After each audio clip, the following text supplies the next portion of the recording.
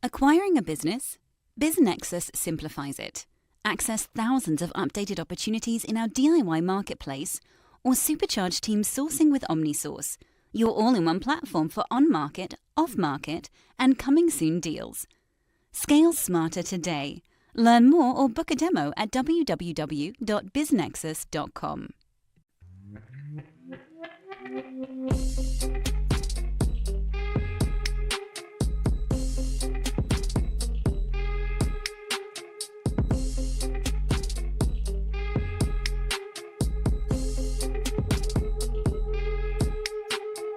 Disclaimer from the always present legal team. Podcast conversations don't necessarily reflect the views of BizNexus Incorporated. Everything you hear is informational news and updates from around the industry. We're not recommending any investments. We're not offering any investment advice. Be sure to do your own homework.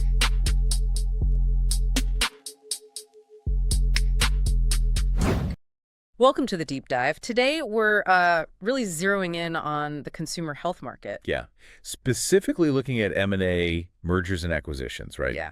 For Q1 2025. Exactly. And we want to pay special attention to what all this activity might mean for the lower middle market. Right. We're using insights from a pretty detailed industry perspective report. It really helps frame things, especially with the current, economic and political backdrop.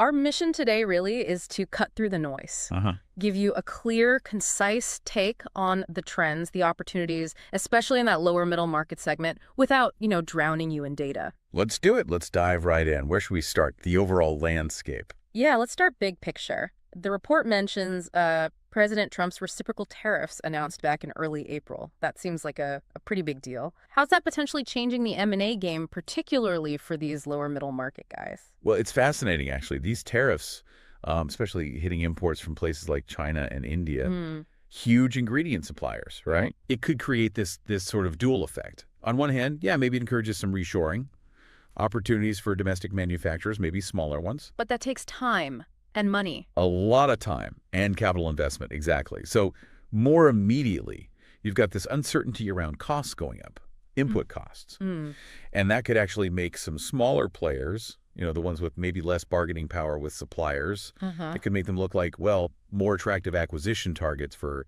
bigger companies wanting to lock down their supply chains or just absorb those cost hikes better. Okay, that makes sense. So long-term reshoring is one thing, but the immediate effect might be more M&A action because of these cost pressures? Would be, yeah. The report also said 2024 was kind of slow for deals. What was happening then, and how does that set the stage for maybe the lower middle market in 2025?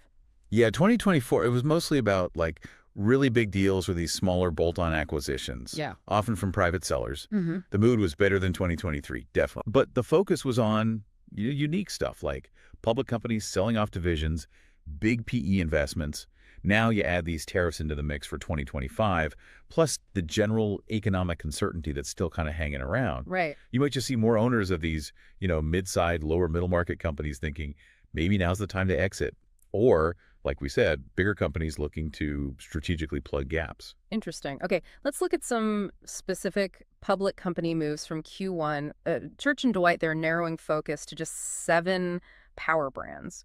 What's the takeaway there for a smaller company? Well, when a giant like Church & Dwight streamlines like that, it often means non-core brands get divested. Yeah. And those brands can be really great opportunities for lower middle market players. Yeah. They can give those brands a focus they weren't getting. It shows specialization can work and, good assets might become available. Then there was USANA Health Sciences buying HIYA Health Products. That's a direct-to-consumer kids supplement company, right? What does that tell us? Yeah, that one really highlights a couple of things. The value of direct-to-consumer, for one, and also niche expertise. HIYA's laser-focused on kids' nutrition.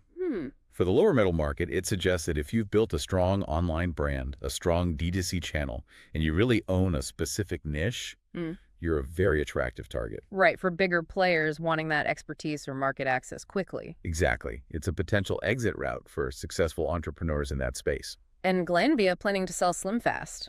That seems like a similar theme. Big company refining its portfolio. Totally. SlimFast is a big name, obviously, but maybe it just doesn't fit Glanbia's strategy anymore.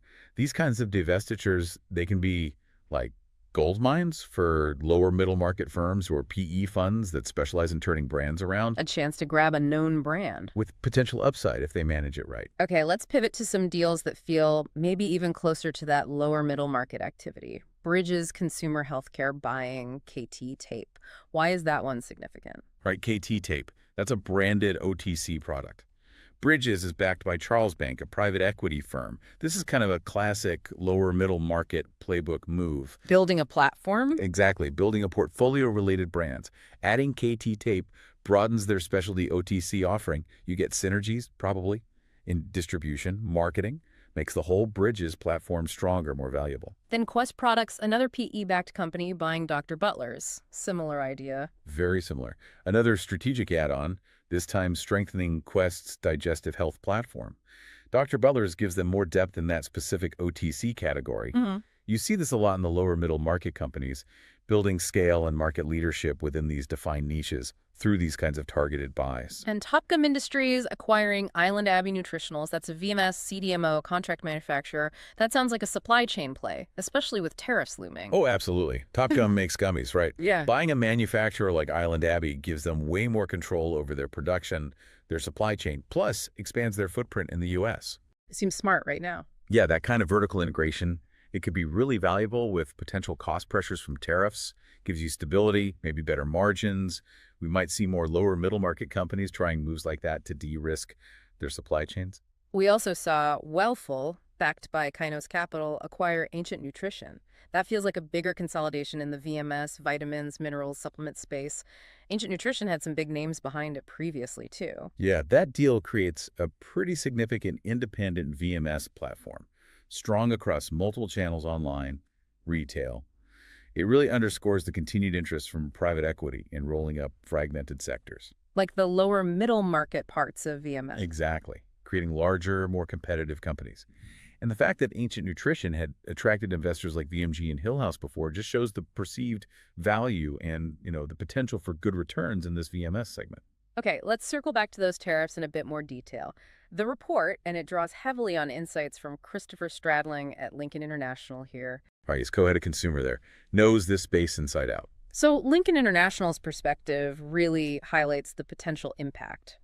What are the key things lower middle market players need to grasp about these tariffs? Well, Chris Stradling and the Lincoln team point out these aren't minor adjustments. You're talking potential rates like 34% on supplement imports from China, 26% from India.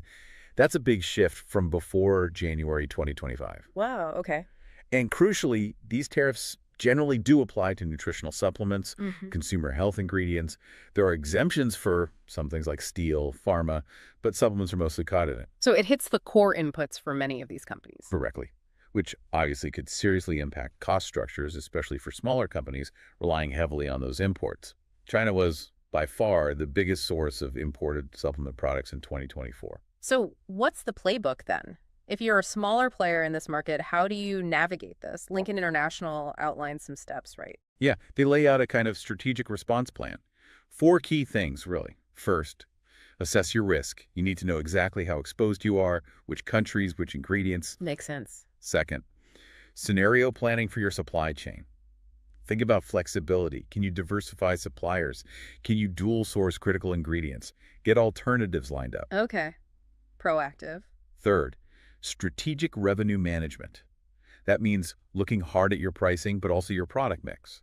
Can you shift focus to higher margin items or items less reliant on tariffed inputs? And fourth. Optimization and simplification. Maybe that means streamlining your SKU count, getting rid of less profitable products. It also means getting really agile with procurement, finding efficiencies there. These are all vital steps for lower middle market companies trying to manage through this. All right. So with all this going on the M&A, the tariff pressures, what's the picture for valuations? How are consumer health companies valued right now? And what does that mean for the lower middle market specifically? Well, the report shows trended valuations for the bigger guys, large cap and mid cap. They seem relatively stable compared to, say, a year ago or the longer term average based on metrics like enterprise value to EBITDA. Okay. But valuations in the lower middle market, they're always more, nuanced. It's deal by deal. Yeah. However, these big trends, we're talking about strategic acquisitions, the absolute need to manage supply chains because of tariffs, they will influence how lower middle market companies are valued.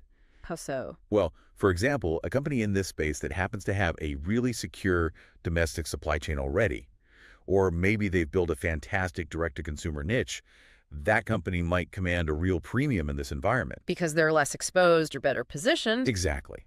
As Christopher Stradling and Lincoln International really emphasize, understanding these changing dynamics is just critical for both buyers and sellers operating in the lower middle market right now. This has been, a really useful deep dive. Lots to think about in the consumer health market. Any final thoughts on what this all means for you, our listeners, interested in this space, especially that lower middle market segment?